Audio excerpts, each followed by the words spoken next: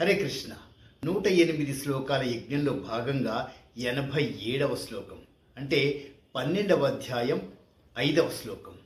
క్లేశోధికతరస్తేషాం అవ్యక్తాసక్తచేతసాం అవ్యక్తా హి గతిర్దుఃఖం దేహవగ్ధిరవాప్యతి. క్లేశోధికతరస్తేషాం, క్లేశం అంటే మీరు కష్టపడటం, శ్రమించడం. దేనికోసము? అవ్యక్తాసక్తచేతసాం. క్లేశోధికతరస్తేషాం, ఆ పరబ్రహ్మ స్వరూపమైన ఆ శ్రీకృష్ణ పరమాత్మ కోసము మనము ఆయన జాలి కరుణ మన మీద ప్రసారం అవ్వాలి అంటే మనం ఏం చెయ్యాలి? శ్రమించాలి. ఎలాంటి శ్రమ? ఆ భగవంతుడు చెప్పిన దారిలో తూచా తప్పకుండా నడవాలి. అలా నడవాలంటే మనకి దేహవగ్ధిరవాప్యతే, ఈ దేహం మీద ఎలాంటి వ్యామోహము ఉండడానికి వీల్లేదు.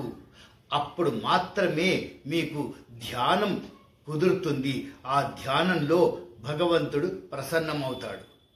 భగవంతుణ్ణి చూడాలనుకోకండి, మనకు 2 కళ్ళు సరిపోవు. భగవంతుణ్ణి కరుణించమని అది మాత్రమే అడగాలి. అదే ఇప్పుడు ఉన్న విద్యార్థుల్లో చూడండి, ఏదైనా కరెక్ట్గా నాలెడ్జ్ కోసం చేస్తే స్టూడెంట్స్ తనకి తను అర్పించేసుకుంటాడు. భోజనమా ఇంకోట అవన్నీ మెకానికల్గా జరుగుతాయి. ఒక్కోసారి చదివేటప్పుడు అవి కూడా వదిలేస్తారు. తర్వాత చూసుకుందాలేమా, నేను ముందు చదువుకుంటున్నాను అంటారు కూడా. చూడండి, అంతటి కాన్సన్ట్రేషన్తో ఉంటే సరస్వతి కటాక్ష తప్పకుండా జరుగుతుంది పిల్లలకి. అలాగే ఇది పిల్లలకి పెద్దవాళ్ళకి అని వ్యత్యాసం లేదండి.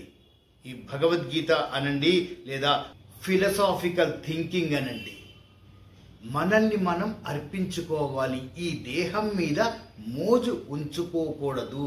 అలా అయితేనే భగవంతుడు మనల్ని కరుణిస్తాడు అని ఈ శ్లోకం చెప్తుంది. హరే కృష్ణ.